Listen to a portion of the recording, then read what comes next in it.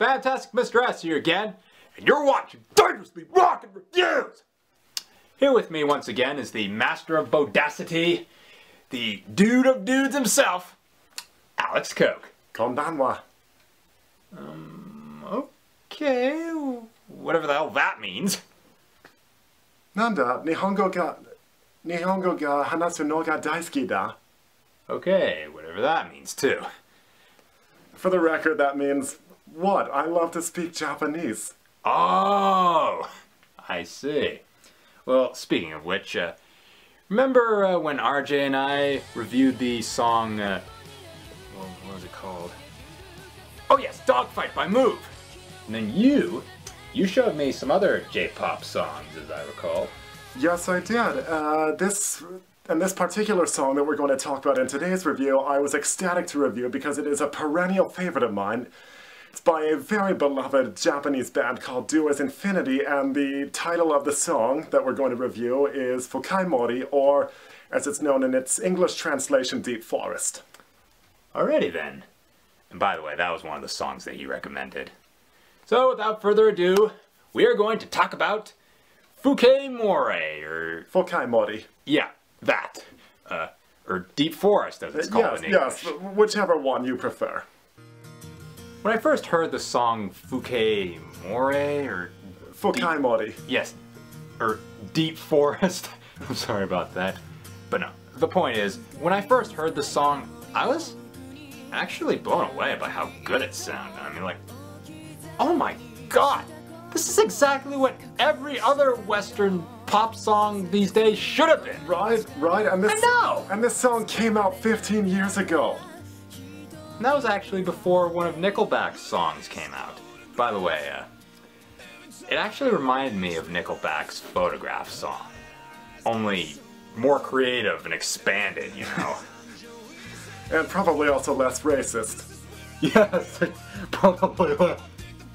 Nickelback was racist? There was, in their song Animals, at one point you've got Chad Kroeger talking about how he's... Oh my god, I think I'm gonna go to hell for laughing at that. No, you're not. You laugh at it because it's horrible. That's how you know you're sane. Okay. So, anyways, it starts off acoustic, definitely reminding you of Nickelback's Photograph, but it just expands upon that, you know? Especially when it adds the violin on top of it, and some flute too. Well, and that's why, after that acoustic beginning, all similarities with Nickelback end unequivocally. Of course. And with Tomiko's vocals too.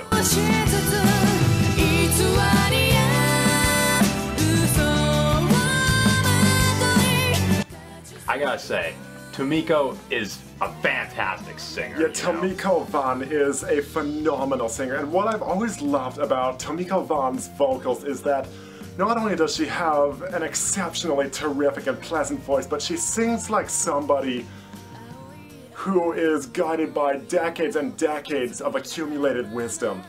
I think that's what I like about these J-pop singers. They have a sense of wisdom to them in their voices. And a sense of conviction, which I guess is important for conveying wisdom if that's your intention. And that song just made me realize, wisdom. Oh, so that's why I like all those classic rock bands from the 60s and 70s and 80s and stuff. Certainly some of them, yes. I think what the word you're looking for is conviction, though, because all those classic acts from the 60s and 70s, they all do sing with a kind of conviction and a kind of confidence that you just don't see in today's singers. Also, one of the things I love about this song, and this is something a lot of Japanese songs do, but this one does it better than most others. How so? Well, what I've noticed a lot of Japanese songs do is, throughout the course of their melodies, they like to play notes that at first give the appearance of following a basic melody that we've all heard 1,000 times before, And then it deviates from that melody by introducing a note that we didn't see coming. And then it follows up on that note by playing another note that then that is predictable and that then ascends back into the basic melody line. And in the academic field of music, that is supposed to be known as tension and release. That first unpredictable note representing tension and that second note representing release. So basically build up and payoff, kind of like in The Flash? Precisely, yes, and especially, so with this song, the verses in a sense are all payoff, and then the chorus is an amalgamation of build up and payoff. And it makes for a really nice balance between those two types of musical progression. It never feels like they're fighting each other for attention or that they're inconveniencing each other. It's always that perfect it's always that perfect marriage where they always complement each other and they never, ever interrupt the other. Mind-blowing brain aneurysm going on too much wisdom. Hey, remember, your mind is deep, just like the forest in the ostensible deep forest that this song is named after.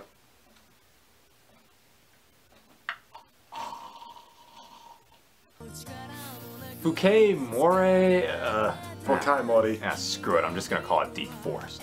Good idea. Yeah. But as old as that is, it's still a great example of what us Western musicians have been missing out on creatively. Yeah, I'm looking at, exponentially. Yeah, I'm looking at you bro country artists out there. But no, I'm really glad you shared this song with me, Coke. Yeah, I am too. I mean, I was totally blown away by how powerful the whole thing was. It's basic, but it's got the ingredients it needs to make a great song, and it knows how to use them to their full potential. Well, and I also think that despite the basic structure of the song, it's one of those songs that can actually exemplify just how much something like a basic structure doesn't really matter when it makes so much use of what it actually has and what it actually does. I also suggest checking out some of other Scott, wow, nice job. You just described the lyrics of almost every American pop song released in the last 15 years. I have? Well, yeah, I mean, the lyrics for the most part in all those songs are just or they might as well be. You got a point there. But as I was saying, I'd suggest checking out some of their other songs too. I kid you not, you are not going to regret it. No, you're not. So with that said, Coke and I are gonna give it an epic Epic.